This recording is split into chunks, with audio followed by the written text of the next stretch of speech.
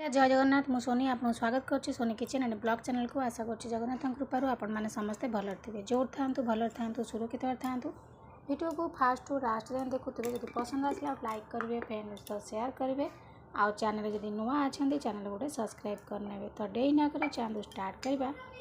आज टिप्स अच्छी आपण हाथ और पाद को लेकिन हाथ और पाद खरारे पूरा टानिंग पड़ जाए वर्ष वर्ष संख्या पूरा मैला जमिकी रही जाए तो ताकू आम केमी सांगे सांगे इंस्टांट सफा कर पूरा ग्लो कर तो देखो ये प्रथम जिनस मुझे टर्मेरिक पाउडर ये मुझे कस्तूरी हलदी गुंड आपण जब कस्तूरी हलदी गुंड ना आप घरे पेशिया हलदी गुंड नहीं पारे जदि सेटा ना तो मार्केट में मिलिया हलदी गुंड नहीं पारे। तो टर्मेरिक पाउडर आपणकर आंटी इन्फ्लामेटरी प्रॉपर्टी अच्छी आंटी ऑक्सीडेंट प्रॉपर्टी अच्छी जोटा कि आपणकर आक्ने दूर कर पिगमेंटेशन दूर कर हाइपर पिगमेंटेशन दूर कर स्किन को ब्राइट करने हेल्प कर बैक्टेरिया मार तो बहुत किसी गुण अच्छी आपणकर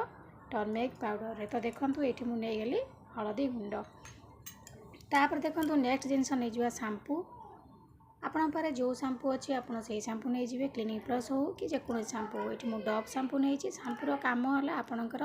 मैला सब बाहर कर क्लीन कर तो आम शैम्पू करते चुटे लगे था आम मैला बाहर करके चुटी बहुत शाइनिंग करे फिर होता है मली थे चुटी पूरा चिपका चिपका हो जाए तो शैम्पू लगे मली सब बाहर कर दे था तो आपको आम जब हाथ और पादरे लगे तो आम जी जमी थी मैला सब बाहरी आसो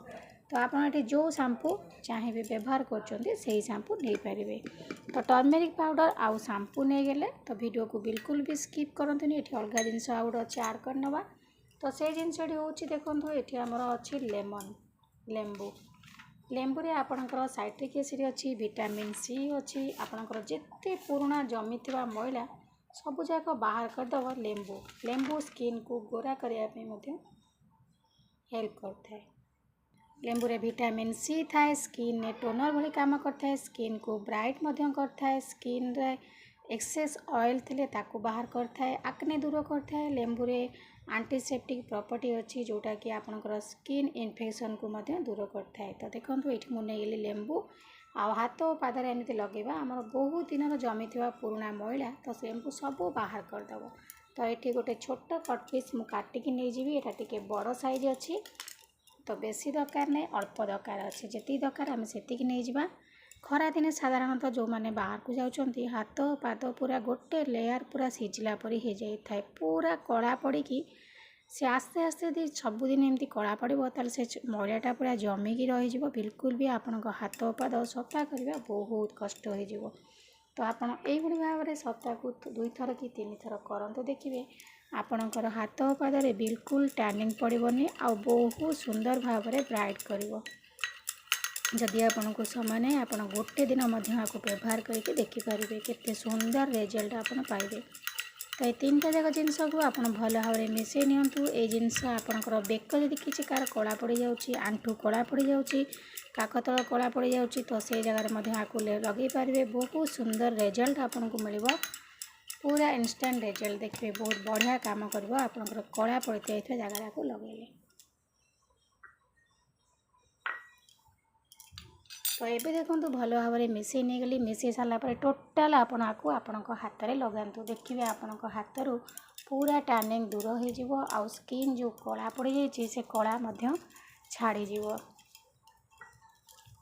तो यही भाव में किस समय लगे कि हल्का हल्का करके मसाज कर दिंतु मसाज कर सारापर किसी समय सुखापी छाड़देवे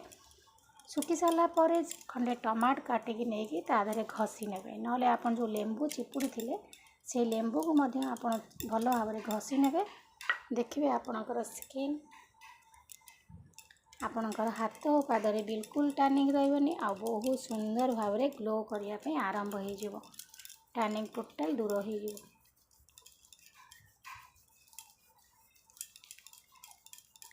तो एमती किसी समय तक लेंबू चोपा हो कि खंडे टमाट काटी घसी ने घस सारापर छाड़ी दिंतु किसी समय सुखा लगे सुखी सारापर आपणकर हाथ और पाद को एमती भल भाव में धोई ने धोई सारापर देखिए केते सुंदर भाव में ब्राइट कर माने ग्लो कर बिल्कुल भी जमी थी मैला बहुत पुराना जमी थी मैला सब बाहर करदेव।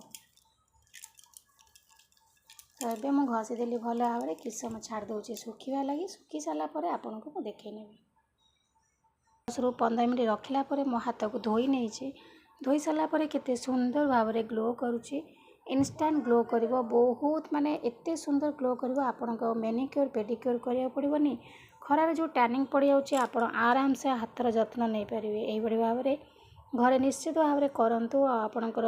ସ୍କିନ୍କୁ ବହୁତ ଭଲ ରଖନ୍ତୁ। ଇଏ ଗୋଟେ ନ୍ୟାଚୁରାଲ୍ ରେମେଡ଼ି, କୌଣସି ସାଇଡ଼୍ ଇଫେକ୍ଟ ନାହିଁ, ବହୁତ ବଢ଼ିଆ ରେଜଲ୍ଟ ଆପଣ ପାଇବେ।